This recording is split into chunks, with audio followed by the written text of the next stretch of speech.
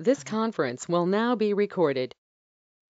अद्य सोमवासरः अथवा इन्दुवासरः वैशाख शुद्ध अष्टमी दिनांक 9 मे 2022 चरक मीमांसा अध्याय 8 शंखं चक्रं जलौकान्दततमृतघटं चारुदोर्भिश्चतुर्भिः सूक्ष्मस्वच्छातिरुद्यां शुकपरिविलसन् मौलिमम्भोजनेत्रं कालाम्भोदोज्ज्वलाङ्गं कटितटविलसच्चारुपीताम्बराढ्यं वन्दे धन्वन्तरिं तन्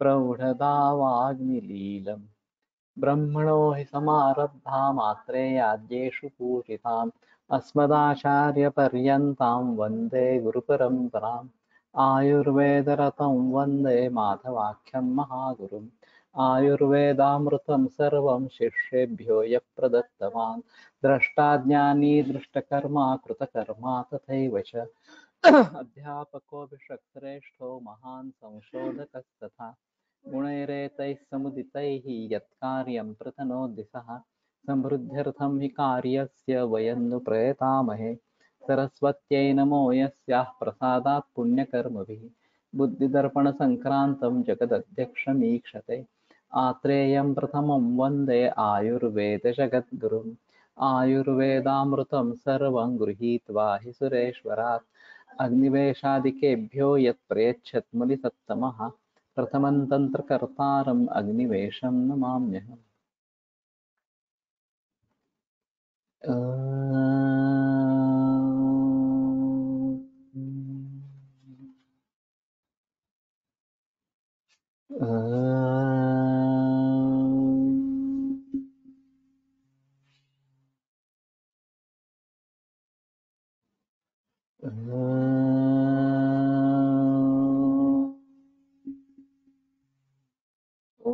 शांति शांति शांति।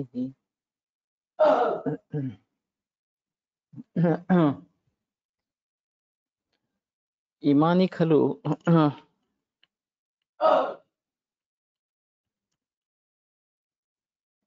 कानिचित् प्रकरणानि तावदिह कानिचित् प्रकरणानि विशेषां ज्ञानार्थम् उपदेक्षामः। तो ये कुछ प्रकरण जो वैद्यों के ज्ञान के लिए मैं प्रकट कर रहा हूँ। ज्ञानपूर्वं हि कर्मणां समारंभं प्रशंसन्ति कुशलाः।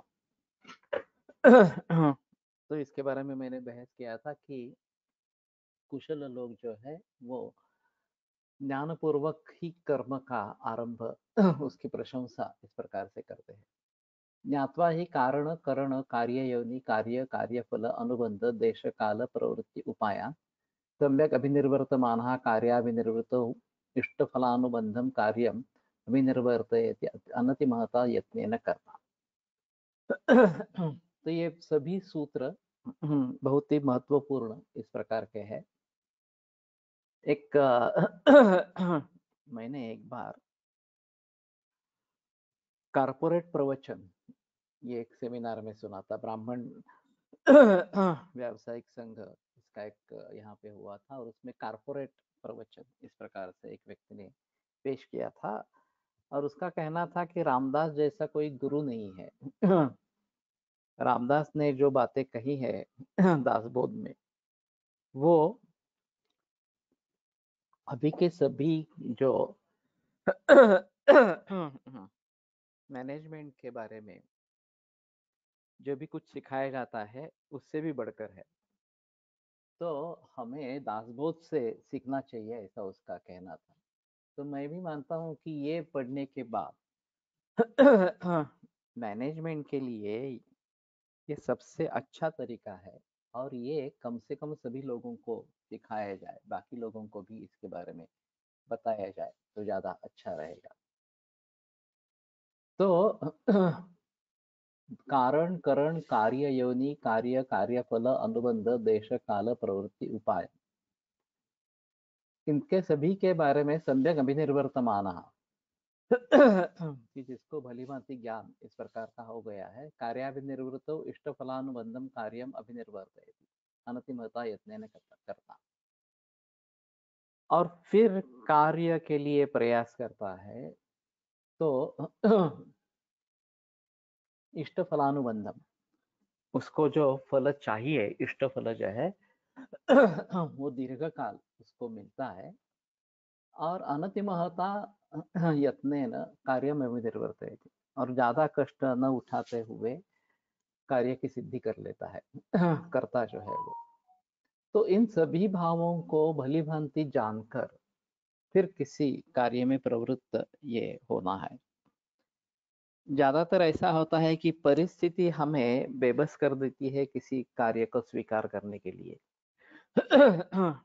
और फिर अच्छा गाइडेंस नहीं मिलता कि यही करना है या और कुछ करना है वगैरह इस प्रकार से, और हम उसमें बह जाते हैं। और बाद में पता चलता है कि अरे इसमें बहुत सारी कठिनाइयां हैं, बहुत मुश्किलें हैं, उन सभी का सामना कैसे करेंगे। फिर धीरे धीरे इस मुसीबतों का सामना करते करते हम आगे निकल जाते हैं। लेकिन पहले से अगर इन सभी के बारे में सोचा गया हो तो प्रायः हमें मुसीबतों का सामना नहीं करना पड़ेगा। अगर करना है तो हमें पहले से ही उसके बारे में पता होगा कि ये मुसीबतें आ सकती है, उसके लिए ये मेरे उपाय है इस प्रकार के। तो इन सभी हालातों में ये देखना बहुत जरूरी है कि हम सभी का अच्छी तरीके से ढंग से विचार करके फिर कार्य की शुरुआत करें, तभी वो बेहतर इस प्रकार का रहेगा। और बहुत सारे कार्यों के बारे में ये नहीं होता, और फिर पछताना पड़ता है कि मैंने गलत काल में कार्य आरंभ किया, गलत स्थिति में कार्य आरंभ किया, मेरे पास उपकरण नहीं थे मेरे पास ज्ञान नहीं था उसका वगैरह वगैरह, फिर भी मैंने इसमें हाथ डाला, और फिर पछताने की बात आ गई, दुख सहने की बात आई। तो कम से कम जब हमें करियर चूज करना है कि क्या करना है, अभी 10वीं कक्षा के बाद 11वीं में प्रवेश लेना है, तो ज्यादातर ये निर्भर होता है कि कितने मार्क्स है। अगर अच्छे मार्क्स है तो साइंस में जाओ, उससे कम मार्क्स है तो कॉमर्स में जाओ, उससे भी कम मार्क है तो आर्ट्स में जाओ। ये सर्वसामान्य पद्धति है। कोई अच्छे मार्क वाली व्यक्ति आर्ट्स में नहीं आ सकती। लोग कहेंगे अरे क्या मूर्खता है, इतने अच्छे मार्क हुए हैं फिर भी तुम इस प्रकार से आर्ट्स में क्यों आ रहे हो। उस व्यक्ति की सोच क्या है उसके वो क्या पसंद करता है, उसकी कैपेसिटीज क्या है ये सब देखते हुए उसे जो करना चाहिए वो करने देना चाहिए। लेकिन हमारे यहाँ सिस्टम ऐसी है कि इधर डॉक्टर बनो या इंजीनियर बनो, बाकी कुछ क्षेत्र है ही नहीं। अगर आप स्पोर्ट्स में कुछ करना चाहते हैं, पेंटिंग्स में कुछ करना चाहते हैं, दूसरे किसी संगीत में कुछ करना चाहते हैं तो बोलेंगे अरे नहीं नहीं ये तो पैसा कमाने की चीज है नहीं इस प्रकार से। और फिर पैसा नहीं मिलेगा तो आगे कैसे होगा आमदनी कैसे चलेगी वगैरह वगैरह इस प्रकार। तो बहुत सारे लोग इसमें निर्णय नहीं कर पाते हैं ऐसा हो जाता है कि घर वालों के बहस में आके फिर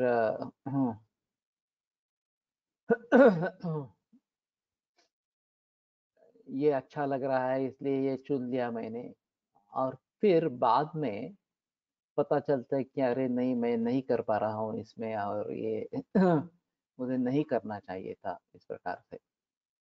लेकिन तब तक तो काफी बदल चुका होता है माहौल, और फिर पछताने की बात होती है, एक असमाधान इस प्रकार का रह जाता है। तो ये जो बात जैसे एक करियर शुरू करने में इस प्रकार से होती है, उसी प्रकार जब शादी करते हैं, नौकरी या व्यवसाय कुछ करते हैं प्रोफेशन में घुसते हैं या कुछ बिजनेस शुरू करते हैं, तो उन सभी के बारे में भी यही बात होती रहती है।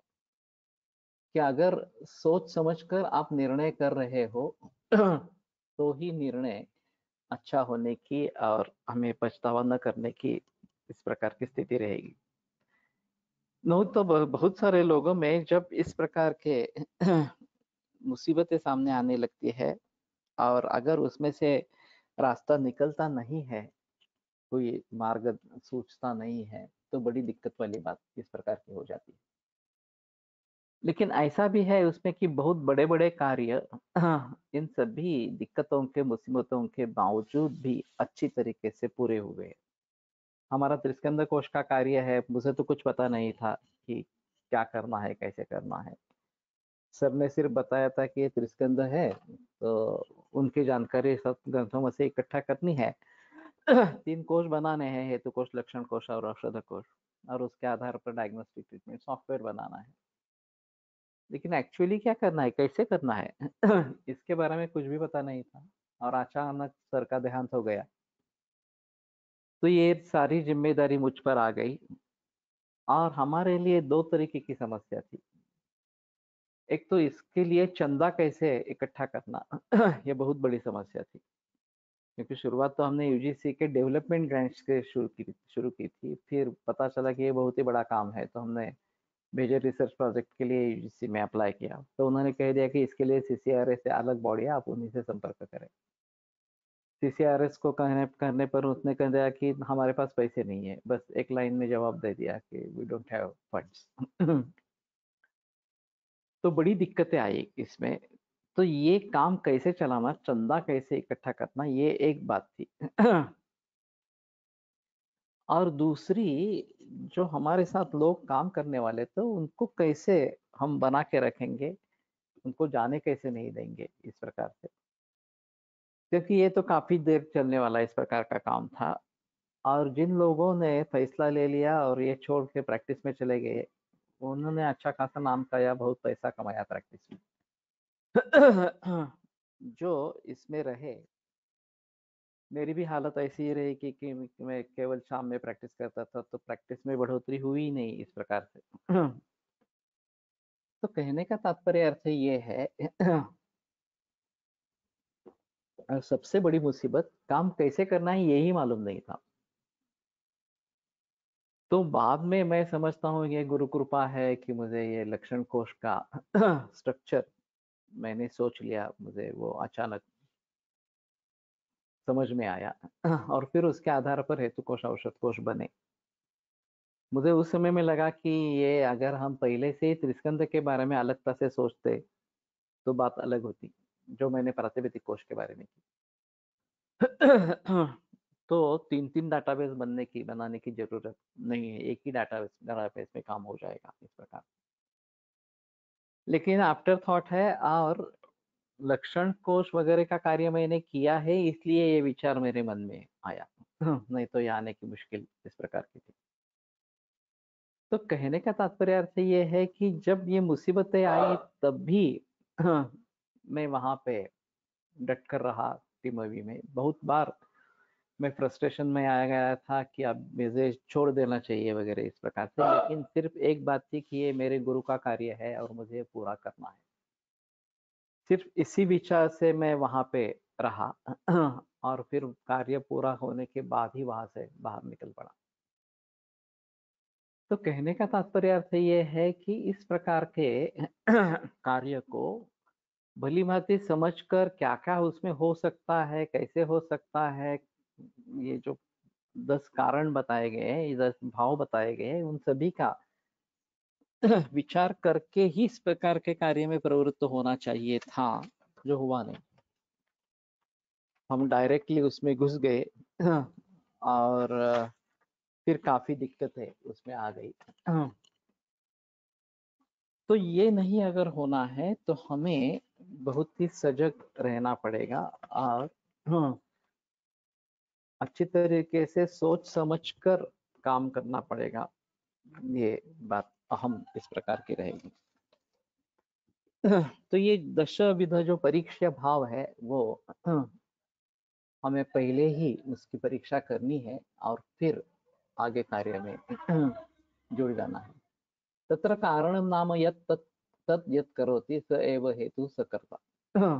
तो कारण वो है जो करता है, और जो वो कार्य करता है वो स एव हेतु, वही कारण है और वही करता है, स कर्ता। तो कारण एक अहम मुद्दा इस प्रकार का रहेगा, जो कार्य करने वाला है वही सबसे इम्पोर्टेंट इसमें है। उसी को पता चाहिए कि हम क्या करने जा रहे हैं, किसके लिए करने जा रहे हैं वगैरह। करणं पुनः तद् यद् उपकरणाय उपकल्पते कर्तुः कार्याभिनिवृत्तौ प्रयतमानः। तो ये व्याख्या बड़ी अजीब है। यत् कर्तुः उपकरणाय उपकल्पते कार्याभिनिवृत्तौ प्रयतमानः। कार्य के निर्माण के लिए जो कर्ता प्रयत्न कर रहा है, उसमें जो सहायभूत हो जाता है, उपकरण हो जाता है उसका, वो करण इस प्रकार का है।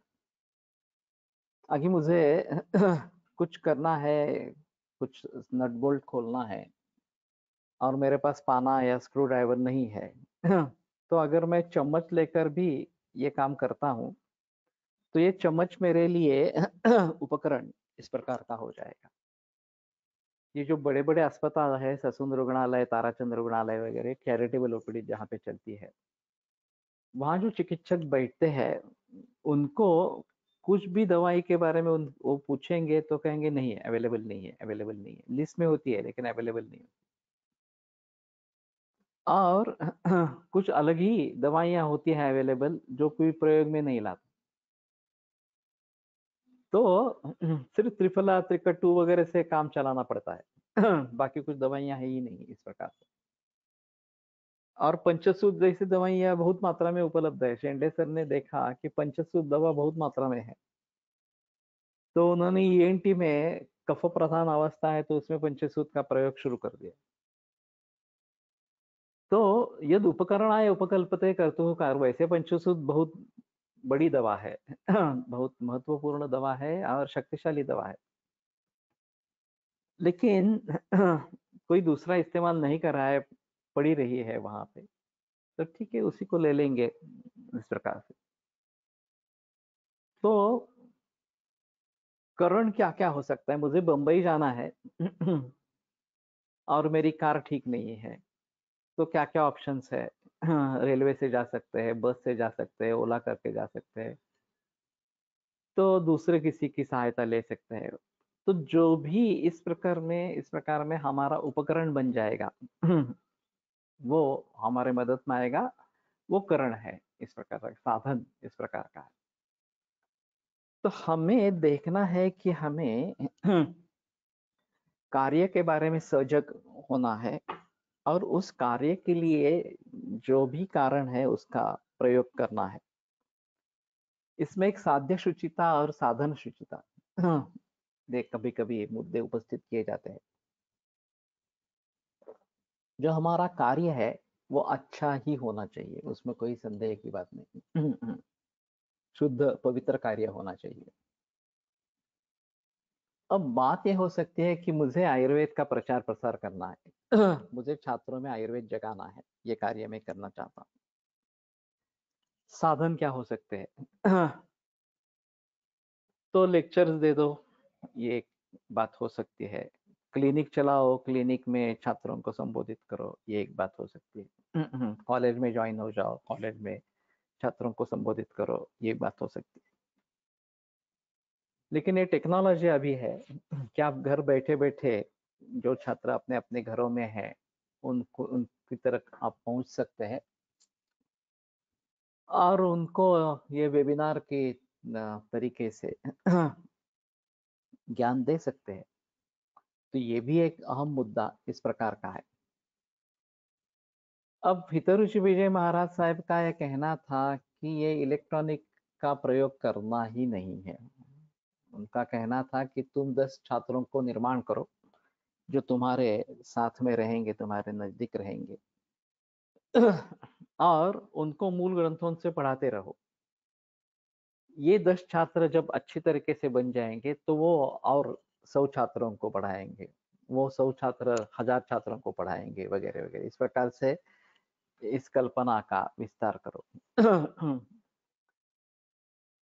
अब उन्होंने मुझे बताया कि आप ठीक है, आप अहमदाबाद में आओ महीने में एक बार और 2-3 दिन छात्रों को पढ़ाओ। मैं गया भी था, शुरू में जाता था हर महीने में इस प्रकार से, लेकिन कोई छात्र सम्मिलित हुए ही नहीं। आज एक छात्र आया, दूसरे महीने में दूसरा कोई छात्र आया, पहले छात्र गायब, इस प्रकार का। तो मैंने कहा तो मैं फिर नेट के ऊपर कर रहा हूँ, उसमें क्या प्रॉब्लम है? इलेक्ट्रॉनिक मीडिया है, इतना ही है। लेकिन वो मानने के लिए तैयार नहीं थे। उनका कहना था नहीं नहीं, इलेक्ट्रिसिटी इलेक्ट्रॉनिक दोनों का प्रयोग करना ही नहीं है, ऐसा उनका मत प्रदर्शन जरूर था। अब मुझे मालूम है त्रिस्कंद कोश जैसा कार्य हम कंप्यूटर के बगैर नहीं बना सकते। इलेक्ट्रॉनिक मीडिया की तो सहायता लेनी ही है इस प्रकार के कार्यों में। कार्य अच्छा है नहीं है, कार्य अच्छा है, उसमें कोई संदेह की बात ही नहीं है। और ये पारंपरिक रीति से करेंगे तो कितने बरस लग जाएंगे, और फिर भी कार्य पूरा होगा नहीं होगा, और अच्छा होगा नहीं होगा, ये बता नहीं सकते इस प्रकार से। तो साध्य शुचिता महत्वपूर्ण है, उसमें कोई संदेह नहीं है, लेकिन साधन शुचिता होनी ही है, ये कहना काफी मुश्किल इस प्रकार का है। अभी भारत में रिश्वत काफी ली जाती है इस प्रकार से। तो बगैर रिश्वत सरकारी जो कर्मचारी क्षेत्र है उसमें काम होता ही नहीं है, ये सभी लोगों का अनुभव है। अब हमें अगर कार्य की सिद्धि चाहिए चाहिए हमारा कार्य होना चाहिए। आपको कोई डॉक्यूमेंट रजिस्टर करना है, फ्लैट खरीदा है आपने, उसको रजिस्टर करना है इस प्रकार। तो वास्तव में साधन शुचिता भी होनी चाहिए। ये तो कार्य करना ही है, हमने परचेस किया है, हमें रजिस्टर करना है, करना ही है, उसमें कोई संदेह की बात नहीं। लेकिन अगर हम साधन शुचिता पर अटके रहेंगे, पैसे नहीं देंगे, तो काम होगा ही नहीं। ये बहुत सारे लोगों का अनुभव है। सिर्फ एक मैंने ये अपवादात्मक देखा था दीनानाथ मंगेशकर रुग्णालय के बारे में। जगह तो उनको गवर्नमेंट में दे दी, और लता मंगेशकर मेडिकल फाउंडेशन के द्वारा पैसे मिलने वाले थे इस प्रकार से। फिर भी ये कंस्ट्रक्शन करना वगैरह सभी के लिए जो यातायात करनी पड़ती है और परमिशंस लेना, ये जो बात होती है, वो कैसे करते? तो वहां पे रिश्वत के बिना काम नहीं होता है, ये तो सभी जानते हैं। फिर भी धनंजय केड़कर ने उसमें पूरा योगदान देके, ऑफ कोर्स इसमें ये भी पीछे थे लोग सभी, मंगेशकर कुटुंबीय इसके पीछे थे, और उनके बड़े संबंध राजकारणी लोगों से भी थे। तो बगैर कुछ रिश्वत देके उन्होंने ये सब करवाया, ऐसा उन्होंने बताया। अच्छी बात है, लेकिन सभी आम लोग तो नहीं कर पाएंगे इस प्रकार से। तो मैं ये मानता हूं कि मैं रिश्वत नहीं लूंगा, ये तो मैं निश्चित कर सकता हूँ। मैं रिश्वत दूंगा नहीं, ये नहीं बता सकते हम इस प्रकार से। रिश्वत देना यद्यपि कानूनी अपराध है इस प्रकार से। लेकिन एक जज ने भी बयान दिया इसका, कि मैं कह सकता हूं कि मैं रिश्वत नहीं ले लूंगा, लेकिन मैं रिश्वत दूंगा नहीं, ये मैं नहीं बता सकता, ये प्रतिज्ञा मैं नहीं कर सकता। तो साधन शुचिता ये एक अलग इस प्रकार की बात है। वास्तव में साधन शुचिता होनी चाहिए, वैसे उसमें संदेह नहीं है, लेकिन उसी में अटके रहेंगे तो कार्य होंगे नहीं। साध्य शुचिता जरूर होनी चाहिए, उसके बारे में कोई संदेह नहीं है। लेकिन अगर हम अच्छी तरीके से इसमें जुड़ जाएंगे और कार्य निष्पत्ति के लिए जो करना है वो करेंगे इस प्रकार से, तो उपकरणं नाम तत् यद् उपकरणाय उपकल्पते कर्तुः कार्याभिनिर्वृतौ प्रयतमानस्य। तो जो भी सहायभूत उसमें होगा, अगर आपके पहचान में लोग हैं उनके द्वारा कार्य हो जाता है तो भी ठीक है। हमारे घर के बारे में मैंने देखा कि इतनी सारी नौबतें आई, फिर पुलिस में संबंध मिल गए और उसके जरिए काम हुआ एक्चुअली। फिर भी जो वहाँ का पीएसआई था, वो पैसे चाहता ही था। उसने मुझसे 5,000 रुपए ले ही लिए, इसके बावजूद भी। तो ये बात होती है कि नहीं, ये इतनी व्यवस्था खराब हो गई है कि इसको सुधारने में काफ़ी समय लगेगा। अभी मोदी सरकार के ज़रिए काफ़ी इसमें सुधार आया है, फिर भी सभी क्षेत्र में सुधार आना काफ़ी मुश्किल इस प्रकार का, और ये एक बड़ा कारण है लोग विदेशों में रहना क्यों पसंद करते हैं। वहाँ इस प्रकार से डेली जो चीज़ें हैं उसके बारे में ये सवाल नहीं उठता। वहाँ भी करप्शन है, लेकिन वो बहुत हाई लेवल पे है। आम आदमी से उसका कोई संबंध इस प्रकार का नहीं रहेगा।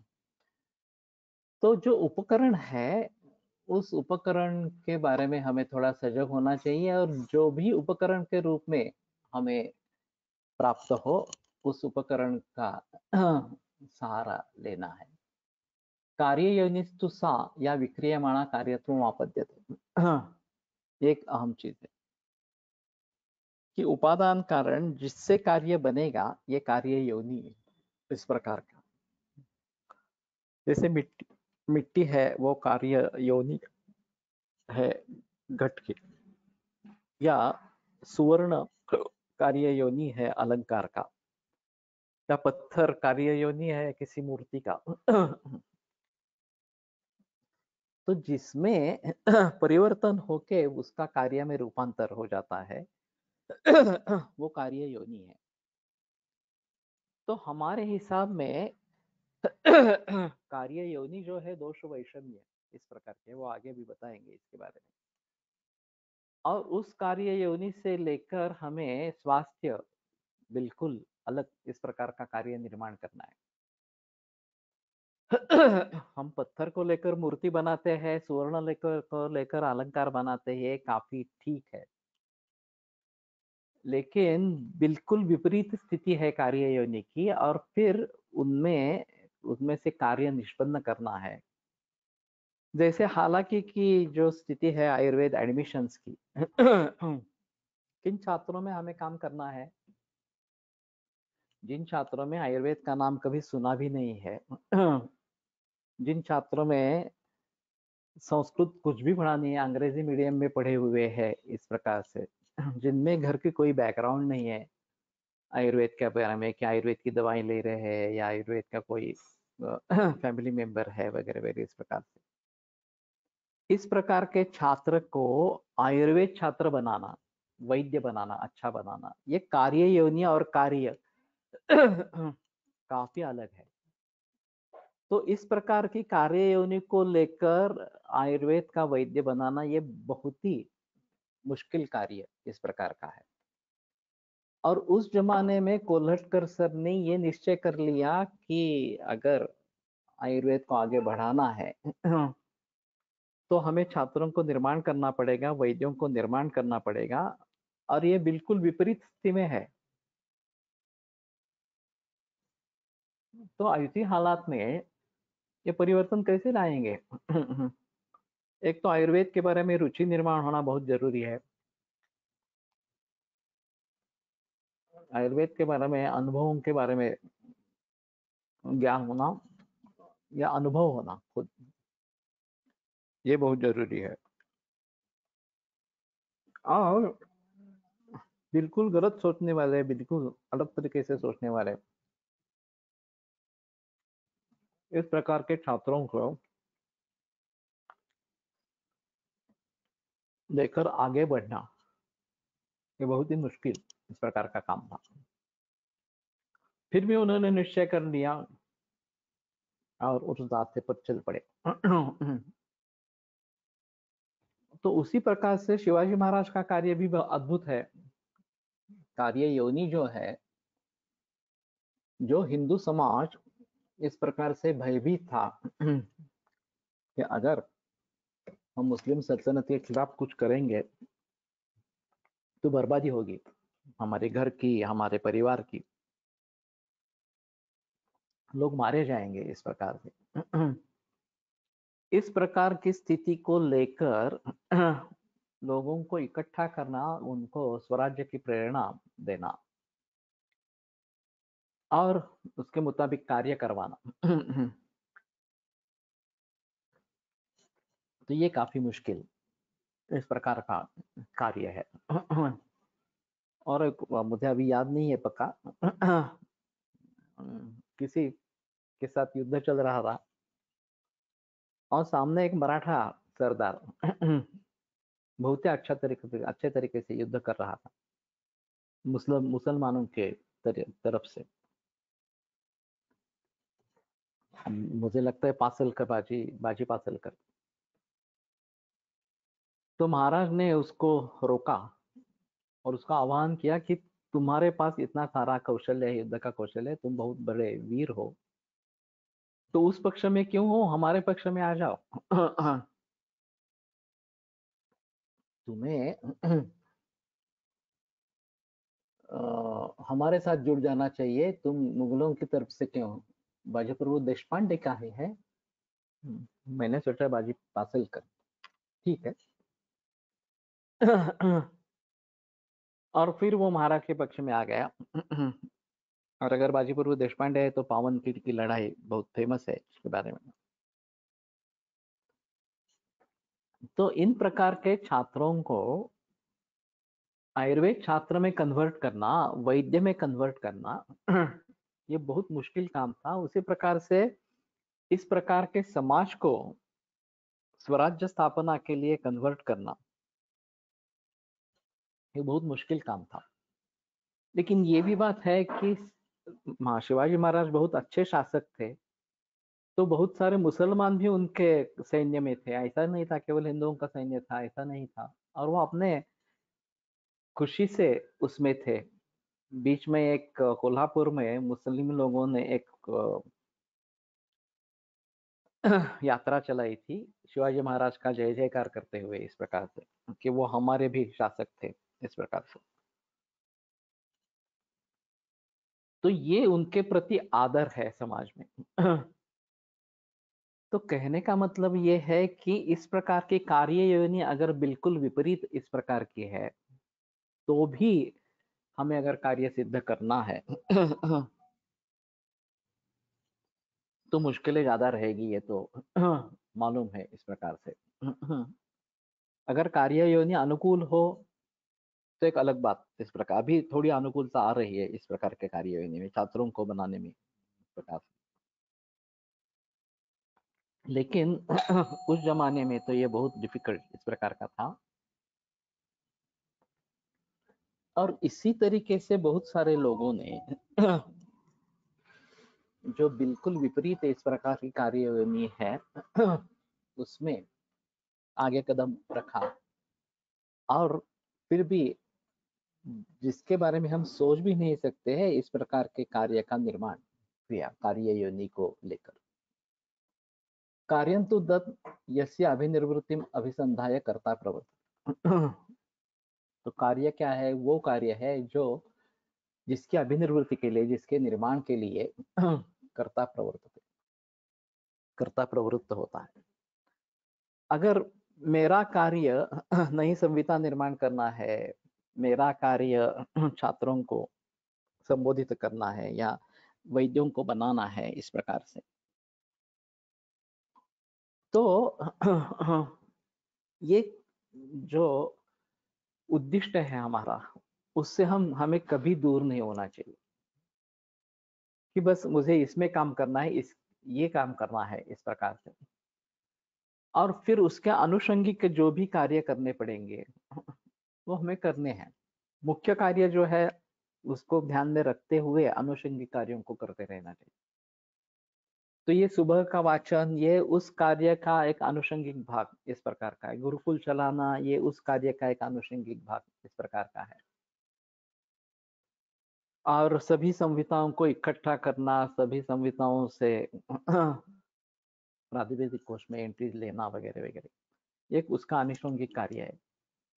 क्योंकि अगर मैं नई संहिता लिखना चाहता हूँ तो मेरे पास जो उपलब्ध वाङ्मय है आयुर्वेद का, वो सभी मेरे पास होना चाहिए।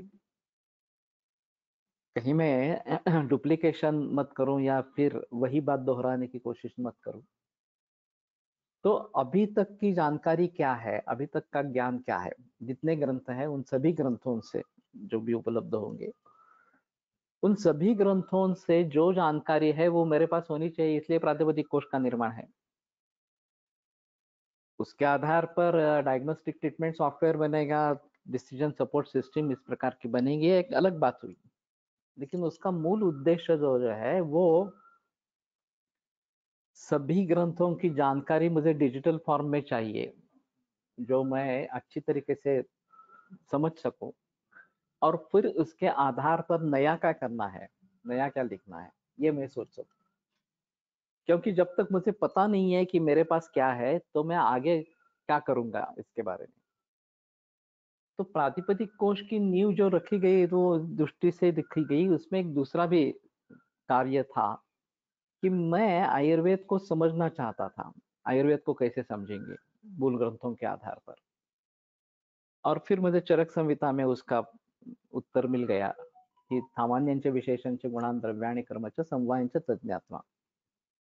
ऋषि मुनियों ने आयुर्वेद जाना तो क्या जाना, तो ये 6 पदार्थ जाने, तो मेरे लिए दिशा निश्चित होगी कि मैं इन 6 पदार्थों को जानूंगा। और वो सृष्टि विशिष्ट है, पुरुष विशिष्ट है। तो सृष्टि विशिष्ट कौन से है? किंचित दोष प्रशमनम, किंचित धातु प्रदूषणम, स्वस्तुरत्नमतं, किंचित त्रिविधम द्रव्यम उच्यते। पुरुष विशिष्ट कौन से है? तो शरीर, इंद्रिय, मन, आत्मा, ये 4 द्रव्य है, उनके गुण कर्म है। और इनके कंपैरिजन से हमें सामान्य विशेष के बारे में पता चलेगा। और हमारे यहाँ सामान समवाय संबंध जो है, अनित्य द्रव्य में अनित्य है, ये एक अलग बात सामने आई इस प्रकार से। तो कहने का तात्पर्य अर्थ ये है कि अनुषंगिक कार्य, जब मैंने ये समझ लिया कि मुझे नई संहिता लिखनी है कालानुरूप इस प्रकार से, तो पहले उपलब्ध जो है उसके बारे में हमें जानकारी होनी चाहिए, और जानकारी होनी चाहिए तो आयुर्वेद ही समझना चाहिए। ये केवल ग्रंथों का ज्ञान हो गया, यहाँ पे ऐसा लिखा है, वहां पे वैसा लिखा है, ये कोई मतलब की बात नहीं है। जो ऊपर ऊपरी ज्ञान हो जाएगा। तो मूल रूप से आयुर्वेद को ही समझना है। आयुर्वेद को समझना है तो 6 पदार्थों को समझना है। 6 पदार्थों को कैसे समझेंगे? मूल ग्रंथों के आधार पर। तो ये सृष्टि विशिष्ट, पुरुष विशिष्ट इस प्रकार के है, और उसके आधार पर प्रातिपदिक कोश की नींव रखी गई, और एक सिंगल डाटाबेस में ये पूरा प्रोजेक्ट समा गया। तो कहने का तात्पर्य अर्थ ये है कि मुझे पक्का पता होना चाहिए मैं क्या करने जा रहा हूँ, मेरा उद्देश्य क्या है, और मुख्य उद्दिष्ट और उसके साथ में जुड़े अन्य उद्दिष्ट, ये मैं अगर पहले कर लेता हूँ, प्रातिपदिक कोश कर लेता हूँ, सभी ग्रंथों के बारे में मुझे जानकारी होगी, ऐसी स्थिति होगी। और फिर आयुर्वेद को मैं भली भांति समझने की कोशिश करूंगा। ये जो 6 पदार्थ है उनके बारे में सोचूंगा। और फिर इस बैकग्राउंड पर आज की स्थिति क्या है, आज के पदार्थ क्या है, आज की जागतिक स्थिति क्या है, आज के डिसीजेस कौन से, रोग कौन से हैं, और उनके बारे में हमें कैसे सोचना है। हम छात्रों के हाथ में एक संहिता रखे कि जिसमें कैंसर निदान माह, कैंसर चिकित्सित माह इस प्रकार का रहेगा। तो कैंसर के बारे में निदान कैसे करना है, कैंसर के बारे में चिकित्सा करने कैसी करनी है, ICD international classification of diseases को लेकर उसे आयुर्वेद में कैसे जोड़ना है, इसके बारे में बता सकूं, खाद्य पदार्थों के बारे में कुछ बता सकूं। मुझे पूर्ण कल्पना है कि ये बहुत कठिन कार्य है, मुश्किल कार्य है। लेकिन ऐसा है ना कि हम कार्य करेंगे ही नहीं तो कुछ भी नहीं होगा। लघुत्तरे जो आ गई, भाव प्रकाश हो या योग रत्नाकर हो, शारंगर हो, माधव निदान हो, इस प्रकार से उन्होंने अपने अपने तरीके से शास्त्रों की रचना की। भले ही उसमें निदान के बारे में ज्यादा कुछ जिक्र नहीं है। लेटेस्ट जो ग्रंथ है वैश्य रत्नावली, उसमें भी निदान के बारे में ज्यादा जिक्र नहीं है, केवल औषधियों का विस्तार हो गया, और रसशास्त्र बीच में आएगा, वो रसशास्त्र की दवाइयां भी उसमें शामिल होगी। लेकिन मैं तो ऐसा नहीं करना चाहता। मैं तो चाहता हूँ कि जो अभी के डिसीजेस है, रोग है, उनके बारे में भी मैं उसके निदान पंचक के बारे में, उसके साध्या-साध्यता के बारे में बता सकूँ, उनके चिकित्सा सूत्रों के बारे में बता सकूँ, योग, औषधि योग बता सकूँ, इस प्रकार से। तो ये मुश्किल है काम, काफ़ी मुश्किल है। किंतु अगर हम प्रयास ही नहीं करेंगे तो कुछ भी नहीं होगा। तो कम से कम हमें निश्चय तो करना चाहिए। हाँ, उघड. नाही उघड आहे. म्हणजे हे लावायला हे घेऊन जायला लागेल. इथनं जाणार नाही तर मग लिफ्टनी जा. हे उघडलंय, इकडचं उघड आहे.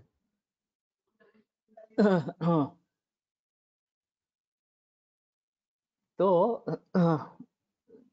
जिस कार्य को मन में रखते हुए करता इसके लिए प्रयास करता है और उसके आनुषंगिक जो भी कार्य है वो भी हमें करने हैं।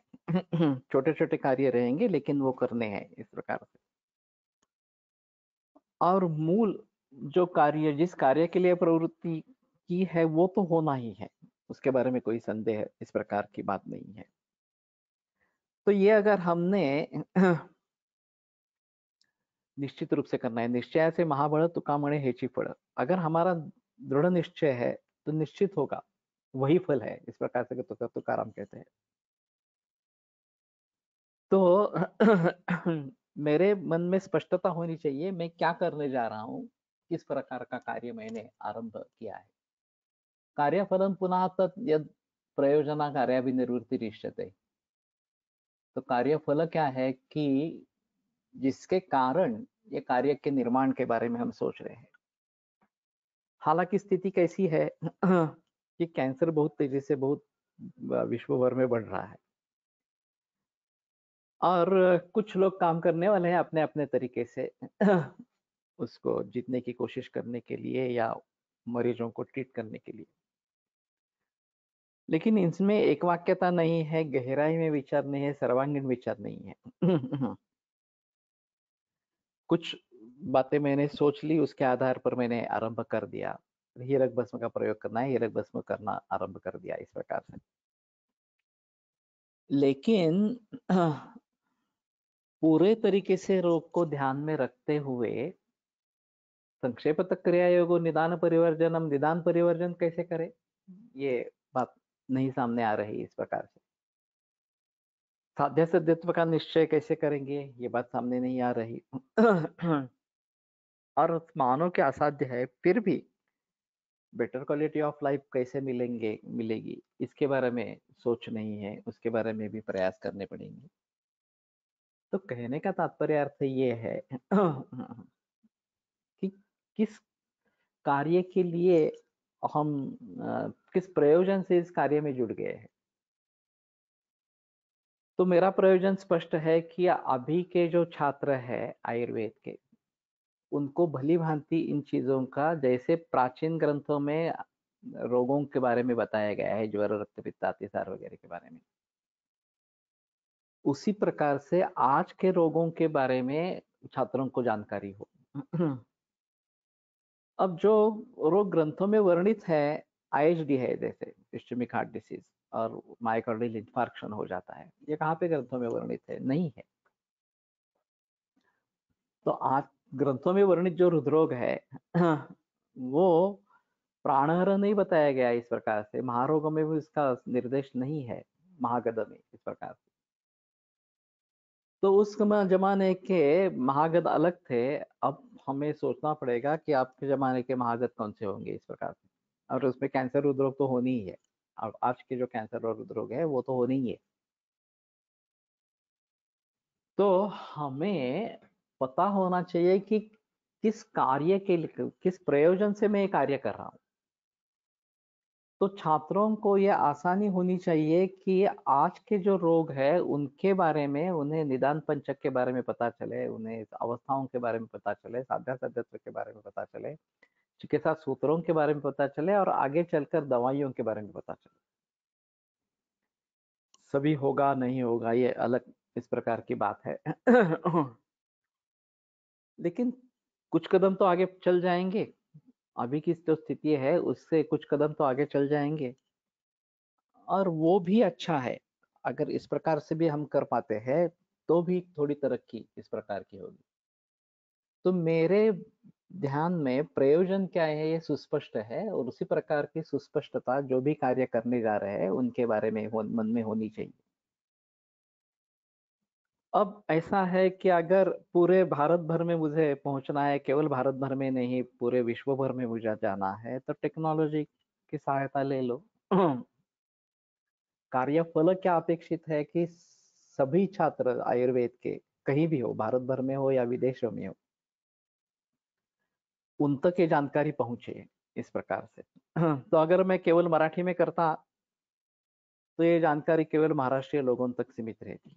अभी हिंदी में कर रहा हूं तो देश के लिए तो ठीक है, पूरे भारतवर्ष के लिए। अगर अंग्रेजी करता हूं तो शायद विदेशों के लिए भी ठीक हो सकती है। तो कहने का तात्पर्य अर्थ ये है कि प्रयोजन क्या है, उस प्रयोजन के अनुसार मुझे मोल्ड करना पड़ेगा कि किस तरीके से मुझे आगे बढ़ना है। फिर भी हमारे महाराष्ट्रियन लोगों की मानसिकता हिंदी बोलने की नहीं है, ज्यादा से ज्यादा अंग्रेजी बोल लेते हैं लेकिन हिंदी नहीं बोलते हैं। तो ये बात समझ में आनी चाहिए कि मेरा उद्दिष्ट क्या है। मैं केवल महाराष्ट्रीय लोगों तक पहुंचना चाहता हूं तो अलग बात है, लेकिन मैं भारत भर में पहुंचना चाहता हूं तो मुझे जरूरी है कि मैं कम से कम हिंदी में बात करूं। अगर मुझे वैश्विक स्तर पर पहुंचना है तो शायद मैं अंग्रेजी की सहायता ले लूं, लेकिन जापान, जर्मनी वगैरह सभी देशों में अंग्रेजी नहीं है इतनी प्रचलन में, तो उनके अलग अलग जो भाषाएं हैं उनमें भी हमें कुछ करना पड़ेगा। अभी काफी ट्रांसलेशंस वगैरह की सुविधाएं हैं, तो इसके अगर ट्रांसलेशंस बनते हैं तो विदेशों में भी ये इस प्रकार से जा सकते हैं। मैं खुद अंग्रेजी बोल सकता हूँ तो फिर अंग्रेजी के जरिए बहुत सारे लोग जो अंग्रेजी जानते हैं उन तक उनकी तरफ मैं पहुंच सकता हूँ।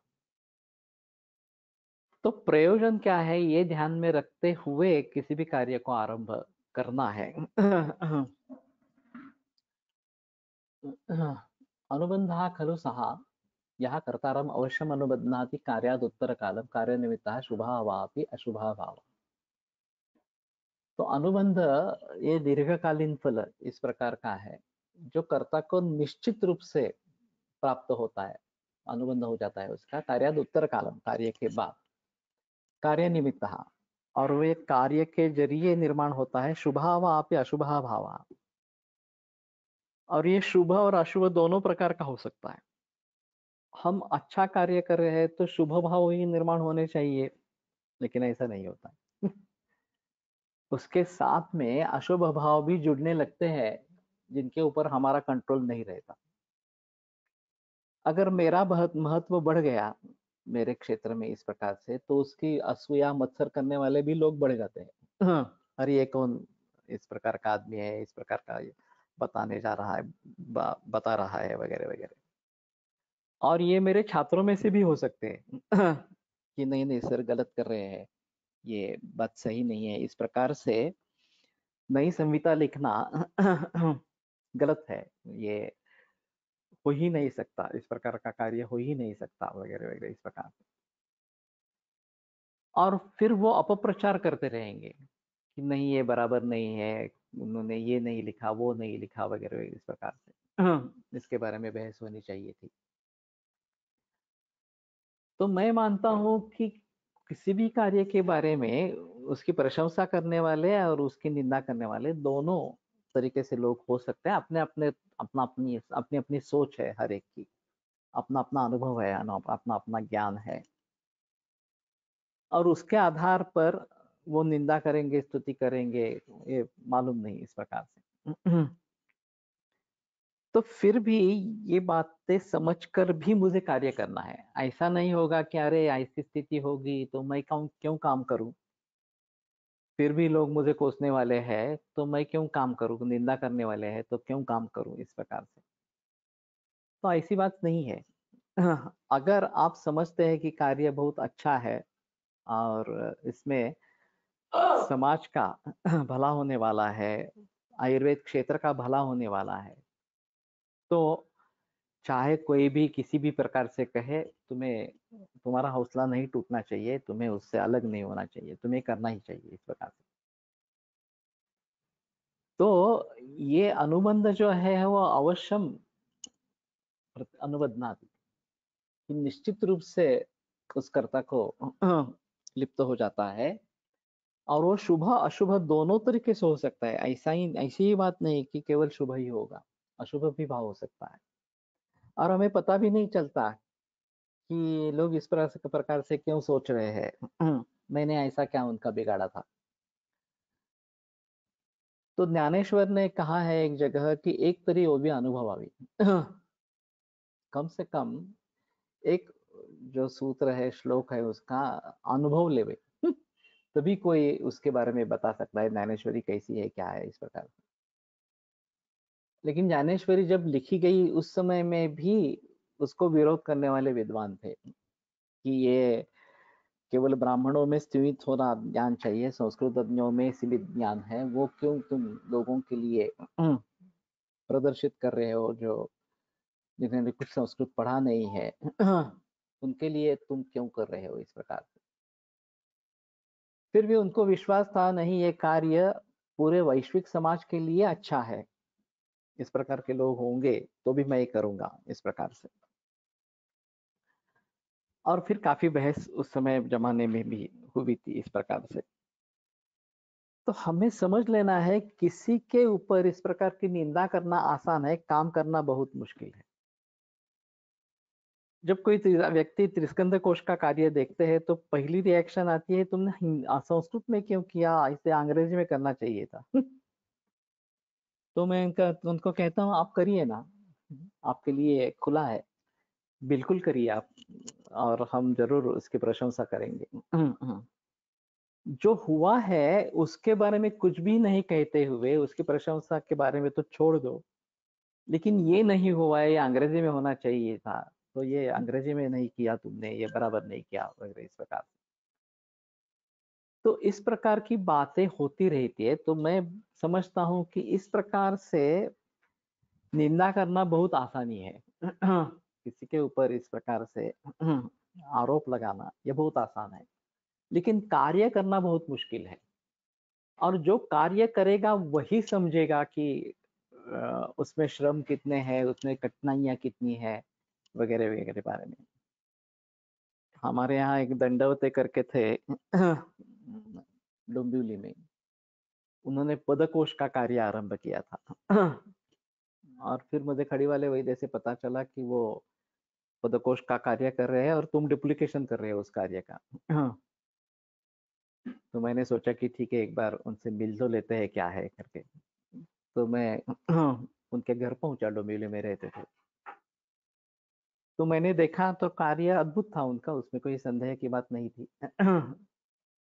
एक एक संविता लेना, हर शब्द को अलग करना और उस शब्द को संदर्भ के साथ लिख देना कि ये शब्द यहाँ पे इस प्रकार से आया है, और उसकी एक स्लिप बनाना, पर्ची बनाना, इस प्रकार से। इतना ही कार्य। पदकोश, कि अगर एक शब्द पूरे संविताओं में, पूरे आयुर्वेद ग्रंथों में कहाँ कहाँ पे आया है, अगर हम ढूंढना चाहते हैं तो इस प्रकार से उसमें वो उपलब्ध होगा।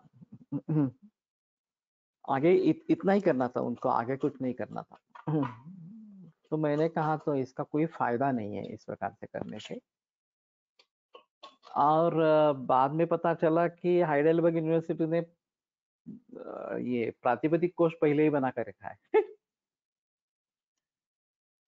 तो ये तो उसके भी आगे का कार्य होगा। शब्द को छोड़ दो, क्योंकि उसमें विभक्ति अलग अलग हो सकती है।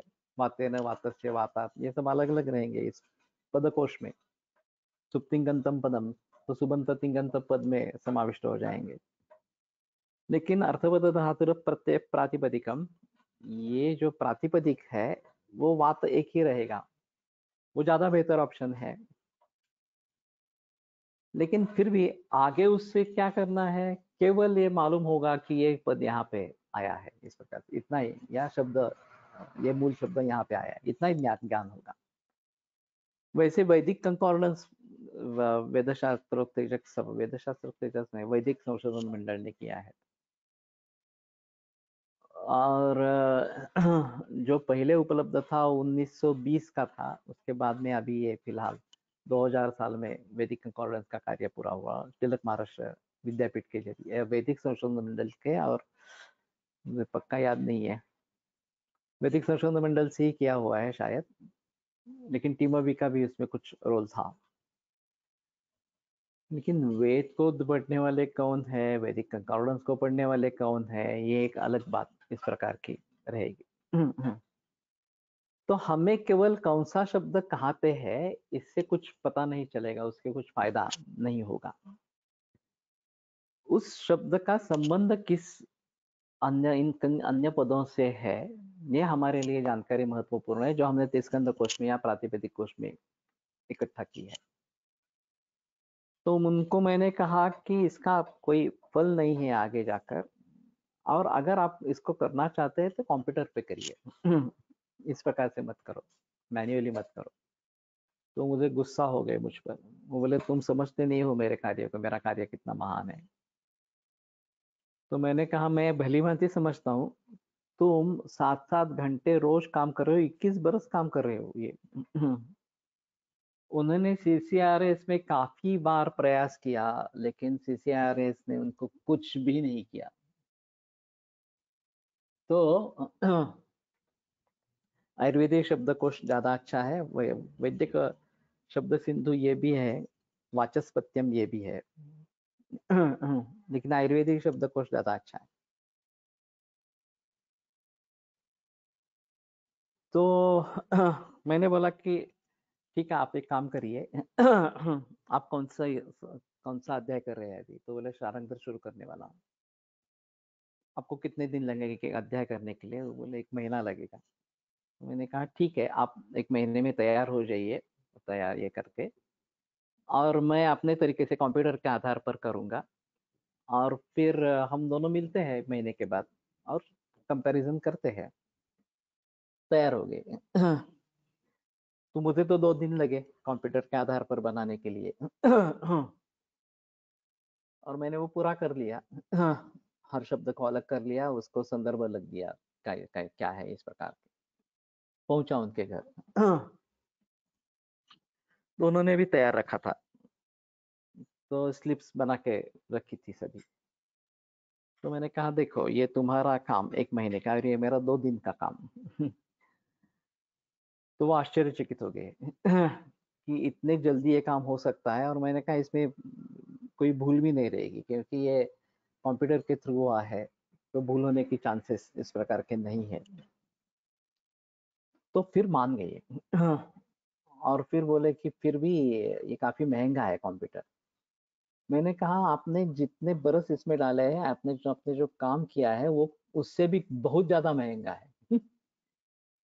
आपने जो कोशिश की है, जितने मैन आवर्स इसमें लगाए हैं, उसका अगर हम भुगतान करने की कोशिश करेंगे तो हजारों में जाएगा, इस प्रकार का लाखों में जाएगा शायद। तो उस जमाने में कंप्यूटर 45,000 में मिल रहा था। ये 286 वगैरह ऐसा कुछ था। तो फिर भी उन्होंने परचेस किया, और आगे का काम उन्होंने कंप्यूटर पर आरंभ किया। बाद में उनका देहांत हो गया, वो कार्य वैसा ही रह गया। ना ही सीसीआरएस ने उसकी कुछ दखलंदाजी ली, ना ही ये कुछ कर पाए, उसको पब्लिश कर पाए या उसको आगे लेकर चल पाए। बाद में जर्मनी में मैंने पदकोश देखा, अष्टांग हृदय का, रोमन स्क्रिप्ट में था, लेकिन पब्लिश हुआ है। अब ये अचंभे की बात है कि हमें कुछ पता ही नहीं है यहाँ क्या चल रहा है, बाहर विदेशों में क्या चल रहा है इस प्रकार से। ये तो संस्कृत स्कॉलर्स कर रहे हैं, ये कोई उसका कोई संबंध आयुर्वेद से नहीं है। फिर भी हमारा प्रयोजन क्या है, ये अगर हम निश्चित कर लेते हैं, तो हम सोचेंगे कि किस प्रकार से उसको करना है। प्रयोजन की सिद्धि तो होनी चाहिए। तो ये हमें समझ लेना जरूरी है कि किस तरीके से हमें आगे बढ़ना है, तभी हम उसके बारे में सोच सकेंगे। तो कहने का तात्पर्य अर्थ ये है कि शुभ या अशुभ इस प्रकार का भाव जो कर्ता को अवश्य जुड़ जाता है, तो वो देखकर आगे कैसे बढ़ना है, नहीं बढ़ना है, इसके बारे में सोचना है।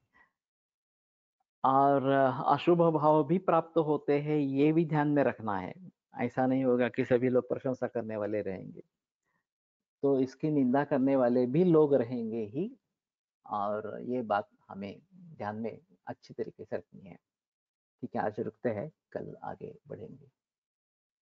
आयुर्वेद प्रकांडो निगदित इह हि शल्यतंत्र प्रधानः शिष्येभ्यः शाश्वतोऽयं निखिलजनकृपा व्याप्तचित्तेन येन आयुर्वेदस्य वाञ्छन् पुनरपि भुवने ताञ्च सुष्ठु प्रतिष्ठां श्रेष्ठं धन्वन्तरिं तं प्रणमति च सदा वैद्यवर्गो हि नूनम् वैद्यवर्गो हि नूनम्। ॐ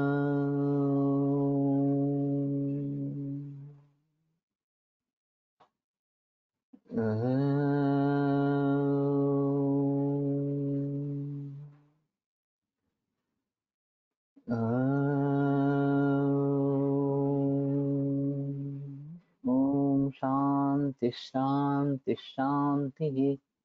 विरम्यते व्याख्यानव्यापारात्। श्वः पुनरपि मिलिष्यामः।